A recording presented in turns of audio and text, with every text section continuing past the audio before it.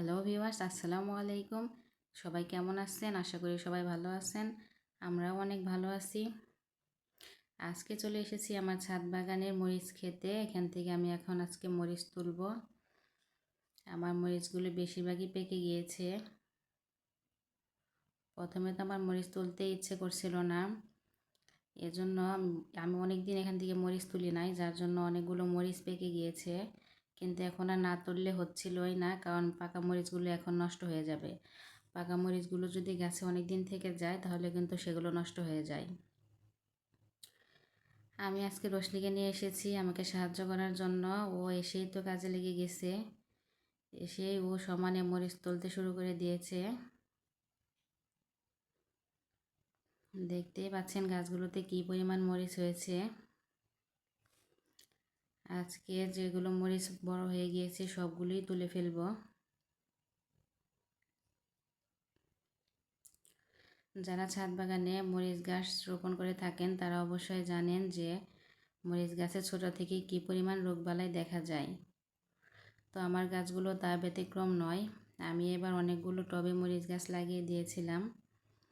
এর মধ্যে বেশিরভাগ গাছই প্রায় রোগে আক্রান্ত হয়েছিল।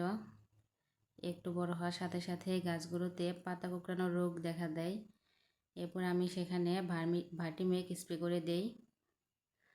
ভার্টিমেক স্প্রে করে দেওয়ার পরও দেখা যাচ্ছিল যে আমার মরিচ গাছের পাতা খুব একটা কুঁকড়ানো ছাড়ছিল না, তারপরেও এর মধ্যেই অনেক মরিচ ধরেছিল।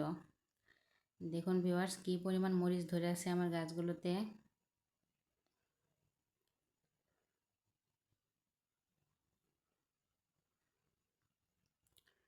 তো আমি এই মরিচ গাছগুলো একটু বড় হওয়ার সাথে সাথে কিন্তু কাটিং করে দিয়েছিলাম। কাটিং করে দেওয়ার কারণে মরিচ গাছগুলো অনেক ঝোপালো হয়। আমার মরিচ গাছগুলো অনেক বড় হয়ে গিয়েছে। এখন এই মরিচগুলো তুলে ফেলার পর আমি কিন্তু এই গাছগুলোকে একদম উঠিয়ে ফেলবো। এই টবগুলোতে এখন আমি আমার শীতের সবজিগুলো লাগিয়ে দেব, সেজন্য এই মরিচ গাছগুলো আমি আর বেশি দিন রাখবো না।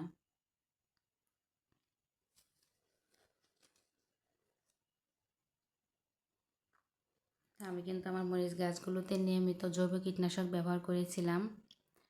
আমি 1 লিটার পানিতে হাফ চা চামচ হলুদের গুঁড়া, হাফ চা চামচ মরিচের গুঁড়া, সামান্য একটু হাফ চা চামচের মতোই প্রায় ডিটারজেন্ট, আর হচ্ছে যে কোনো ব্র্যান্ডের একটা শ্যাম্পু হলেই হবে, এগুলো মিশিয়ে আমি কিন্তু গাছে প্রতি সপ্তাহে একবার করে স্প্রে করে দিয়েছিলাম। দেখুন ভিউয়ার্স, কী পরিমাণ মরিচ ধরেছে আমার গাছে।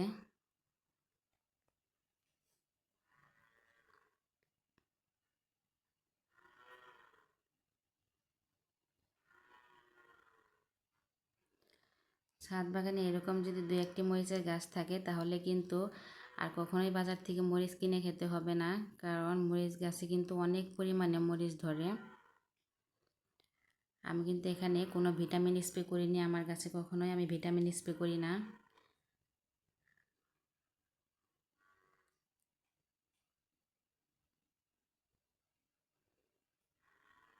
অনেকগুলো মরিচ তোলা হয়েছে, গাছে কিন্তু আরও অনেক পরিমাণ মরিচ রয়ে গেছে এখনও।